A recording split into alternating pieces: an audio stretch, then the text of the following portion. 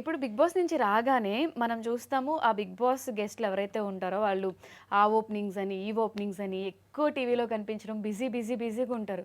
But మీరు ఎంత మంచి చేసినా ఎప్పుడు మీరు అది బయట కనిపించదు. చాలామంది నేను ఇన్‌స్టాగ్రామ్‌లో, సోషల్ మీడియాలో చూసేది ఏంటి అంటే రైతు బిడ్డ అని ఒక ట్యాగ్ పెట్టుకొని గెలిచాడు. ఆ పేరు పెట్టుకొని 'బిగ్ బాస్' టైటిల్ డబ్బులు తీసుకున్నాడు. బట్ ఎవరికీ ఇవ్వలేదు అని.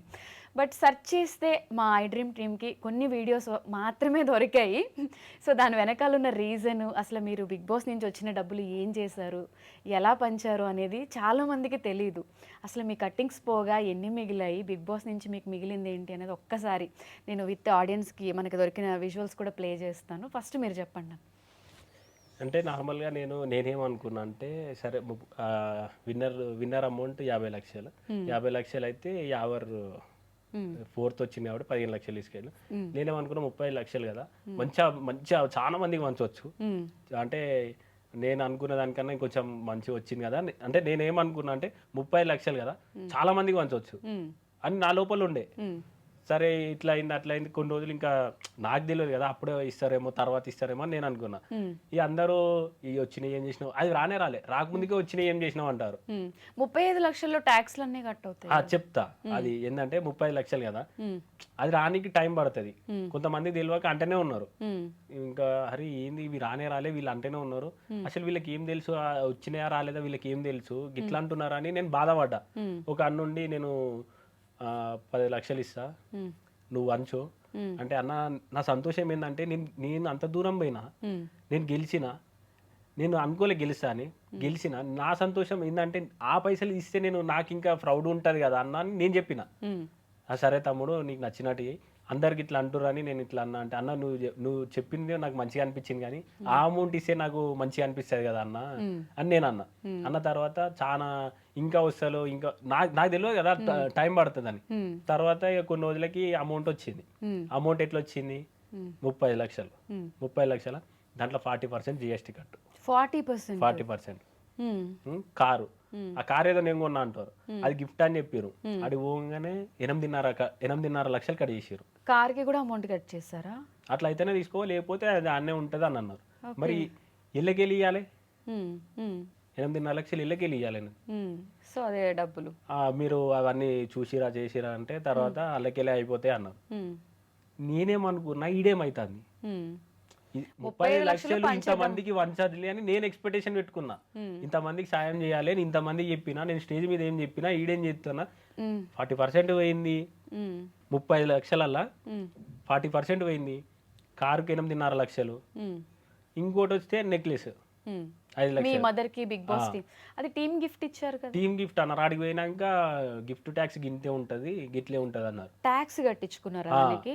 ఓకే. ఏందన్నా గిట్లా అంటున్నారు. ఆడ చెప్పిందేంది? ఈడ చేసేదేంది? నాకు ఏదొద్దన్నా మా వోళ్ళు వద్దన్నా ఊకుంటరు. గిట్లా అంటే రూల్సే అన్నారు. ఇవన్నీ ఆఫ్ స్క్రీనే జరుగుతాయి గాబట్టి హ్మ్. ఇవన్నీ ఆడియన్స్‌కి తెలీదు. అరే! హ్మ్. నాకేమో నేను ఇట్లే చూస్తున్నా. అన్న ఏం జరుగుతుందన్న నాకు అర్థమైతలేదు. మనం చెప్పిందొకటి, హ్మ్. ఇప్పుడు చేసేదొకటి. హ్మ్. మళ్ళా వాళ్ళు చూస్తే ఏమనుకుంటారు? ఇవి ఏడికెళ్ళి తేవాలే? ఎట్లా తేవాలి? అంటే హ్మ్. ఇంకేమున్నది అల్లకెళ్ళే కదా కట్ చేసేది. ఇప్పుడు హ్మ్. మనకిచ్చిందేంది? కార్ ఇస్తా అన్నారు. కట్ చేసిర్రు. కట్ చేశారు. నెక్లెస్ ఇస్తా అన్నారు. కట్ చేసిర్రు. ఈ హ్మ్. 40% హ్మ్. ఇయి ఏమున్నాయి అల్ల? ఇవన్నీ పోగా ఎంతొచ్చినాయి అసల?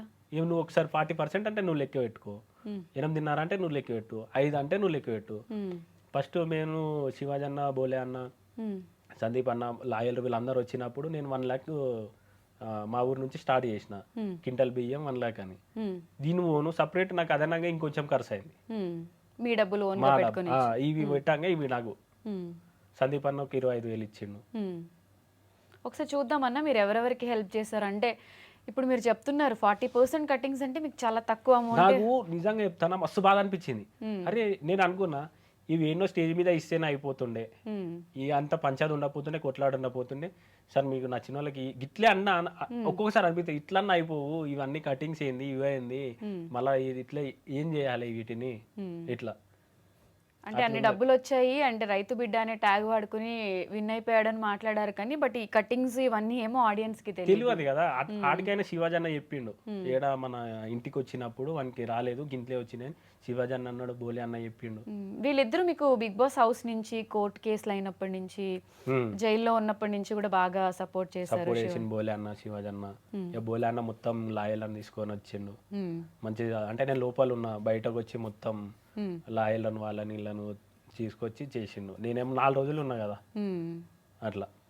కానీ చాలా అంటే ఎలా అనిపించింది ఆ జైలు ఎక్స్పీరియన్స్? అంటే బిగ్ బాస్ నుంచి వచ్చాక టైటిల్, బిగ్ బాస్ నుంచి వచ్చిన తర్వాత నిజంగా చెప్తున్నా, జైల్లో ఉంటే పవోనికి ఇట్లా ఇట్లా రావద్దు, పవోళ్ళకి ఇట్లా ఇట్లా రావద్దు, అంత ఉంటుంది లోపల. ఇక నాకు బాధ అనిపించింది, శత్రువులైనా సరే పోవద్దు అని కోరుకుంటారు. ఎందుకంటే టైటిల్ విన్ అయ్యి హ్యాపీగా కప్పు తీసుకెళ్లి ఊర్లో చూపిద్దాం అనుకున్నారు, అన్ఎక్స్పెక్టెడ్ గా జైలు నాతో మళ్ళీ తమ్ముడికి ఇట్లా వచ్చిండు, మా సెకండ్ తమ్ముడు. ఇంతకుముందు యాక్సిడెంట్ అయింది థర్డ్ తమ్మునికి, సెకండ్ తమ్ముడు నాతో వచ్చిండు జైలుకి. ఆయన మీద ఇట్లా పెట్టిరు కేసు. ఏటు ఇప్పుడు తమ్ముడే. స్టిల్ ఇప్పటికి ఇద్దరి మీద నడుస్తుంది. ఇప్పుడు ఇది క్లోజ్ అయ్యే ఛాన్సెస్ ఏం లేవా? అంటే వాళ్ళు ఏం చెప్తున్నారు? తిరగాలి, ఇంకా తింపుతున్నారు, తిరుగుతూనే ఉన్నాం అట్లా. అంటే మీరు వాంటెడ్ గా చేసింది కాకపోయినా కూడా పనిష్మెంట్ మీరు తీసుకోవాలి. శిక్ష అనుభవిస్తున్నా. ఇప్పుడు బిగ్ బాస్ హౌస్ లో 3 months ఉండడమే, ఫోన్ ఇవన్నీ లేకుండా అదొక మెంటల్ స్టేట్ కూడా ప్రాపర్గా ఉండదు అని చెప్తూ ఉంటారు. దాని వెంటనే బయటికి రావడం, ఈ గొడవ జరగడం, మళ్ళీ సడన్గా జైలుకి వెళ్ళడం అంటే ఇంట్లో అమ్మ నాన్న ఏమనుకుంటారు? మీరు విన్ అయ్యి వచ్చినా కూడా అరే మీ కొడుకు జైలుకి పోయాడు అంటే వాళ్ళకి కూడా బాధ ఉంటుంది కదా. ఆ టైంలో పేరెంట్స్ సపోర్ట్ ఎలా ఉంది మీకు? చెప్పిన కదా బాపు జైలు కానీ మా వాడు వస్తేనే ఇన్నే ఉంటాను, ఇక లాయర్లు ధైర్యం చెప్పారు. మా అమ్మ ఏంటంటే ఉట్టిగానే ఇట్లా అయిపోతుంది, నెత్తి మొత్తం ఇట్లా వేసేసుకొని, మీరు ఆ వీడియోలు ఇట్లా చూసి అర్థమైపోతుంది. నేను ఒకటే చెప్పిన, అమ్మ నేనేం తప్పు చేయాలి, నేను వస్తా, ఇది ఒకటే చెప్పిన. నువ్వేం ఫస్ట్ చెప్పిన, బాపు అమ్మని చూసుకో, అమ్మ టెన్షన్ పడుతుంది, అమ్మ నేను పోయేస్తాను ఇట్లా చెప్పిన. నేను వస్తా, నేనేం తప్పు చేయాలి, ఓలో చేసిన తప్పుకు నేను పోతున్నా కానీ నేను మళ్ళీ వస్తా అని చెప్పిన. మా అక్క చెప్పిన ధైర్యంగా ఉండురి, ఏం కాదు మనం చేయలే, దేవుడు చూసుకుంటాడు అని చెప్పి. మీరు ఆ వీడియో ఇట్లా చూస్తుంటే కాళ్ళకి వెళ్ళి లోపలికి పోయి మళ్ళీ వచ్చి మళ్ళీ మా అమ్మకి చెప్పిన, నేను వస్తా అమ్మ అని.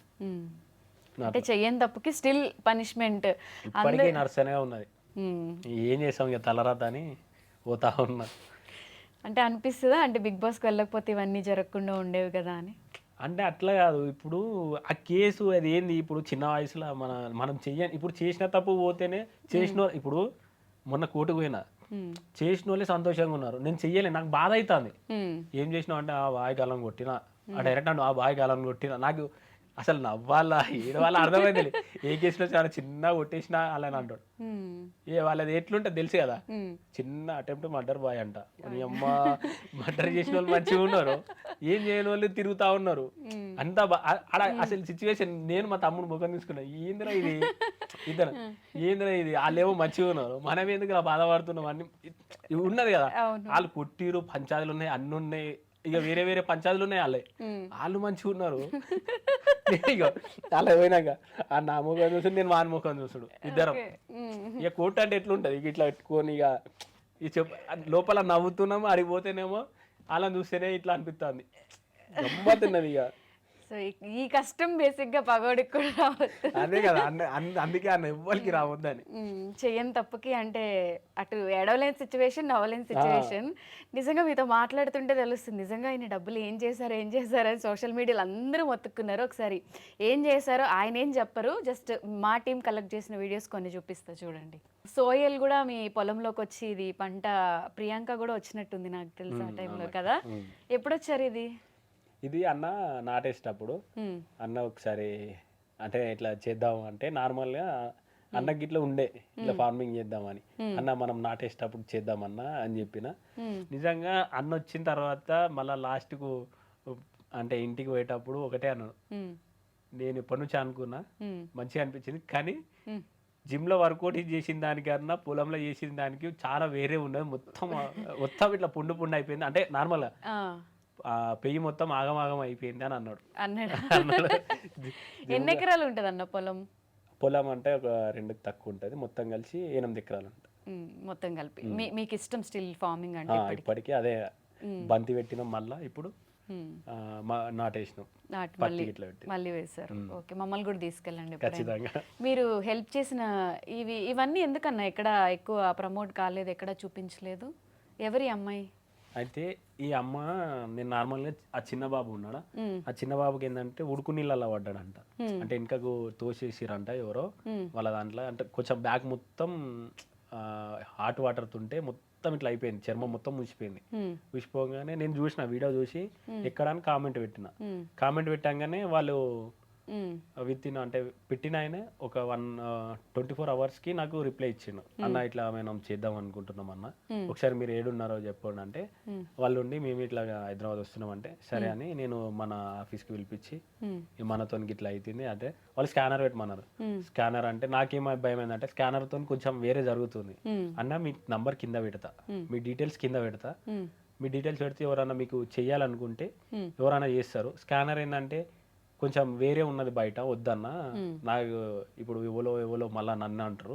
నంబర్ పెడితే డైరెక్ట్ మీకు ఫోన్ వస్తుంది, మీకు అట్లా చెప్తారు. ఎవరైనా నాకు కాంటాక్ట్ అయినా మీకు ఫోన్ చేస్తా, పలానా వాళ్ళు మీకు చేస్తారంట, డైరెక్ట్ మీరు ఫోన్పే నాన్న లేకపోతే అది పెట్టేసేయండి అన్న అని చెప్పిన.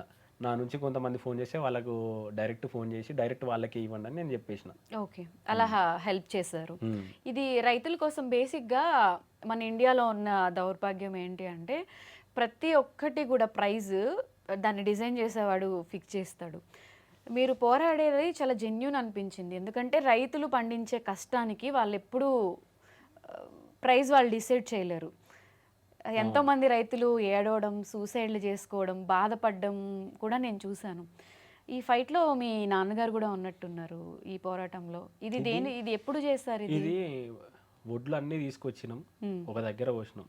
అంటే ఇప్పుడు వరి అయిపోయి వానలు పడతాయి, ఎందుకంటే వడ్లన్నీ తీసుకొచ్చి ఇంటి ముంగట పోసినాం, ఇంటి పక్క పొండి పోసినాం, పొలంలో పోసినాం. ఈ 3 దగ్గర వాన పడి మొత్తం నానుతున్నాయి. ఆ ఐకేపీ సెంటర్లో ఎవరు కొంటలేరు. కొనకపోతే ఇప్పుడు రైతు పరిస్థితి ఏంది?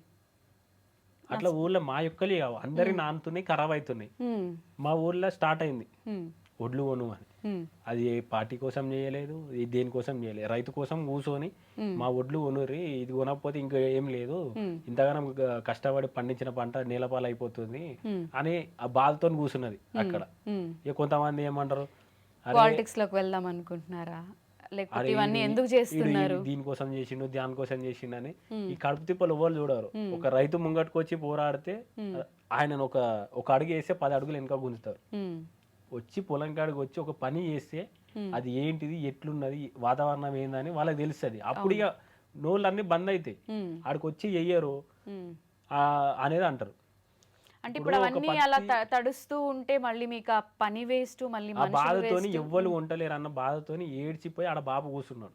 కూర్చున్న తర్వాత మా బాధ గిది అని నేను అలా చూపిస్తే ఇక కొంతమంది కావాలని ఏదేదో అన్నారు. ఆ వీడియోని చూసి మా ఒడ్లు కొనకపోతే మేము ప్రైవేట్కి అమ్ముకున్నాం. ప్రైవేట్గా కొననీయకపోతే మేము ప్రైవేట్కి అమ్ముకుంటే 2,000 చిల్లర ఉండే, మా ఒడ్లు పోయింది 1,800 1,700 పోయింది. ఇది చాలా పాపం దారుణం అనిపిస్తుంది కదా, మనం ఎవ్రీ ఇయర్ చూస్తూనే ఉంటాము. అంటే మీకు ఇలా ఫైట్ చేస్తున్నారు కాబట్టి ఇన్ ఫ్యూచర్లో పాలిటిక్స్లో కూడా వెళ్ళాలి అని ఇంట్రెస్ట్ ఏమైనా ఉందా? దేవుడు రైతుల కోసం కొట్లాడమని దేవుడు పంపిస్తే ఖచ్చితంగా అడుగు రైతుల కోసం వేస్తా. ఇక అనుకునేటోళ్ళు అనుకుంటూనే ఉంటారు. ఈ వీడియో వచ్చేసి నేను మాల మీద ఉంటే ఎవరిదైనా పంటనే. ఆ వీడియో చూడంగానే నాకు బాధ అనిపించింది.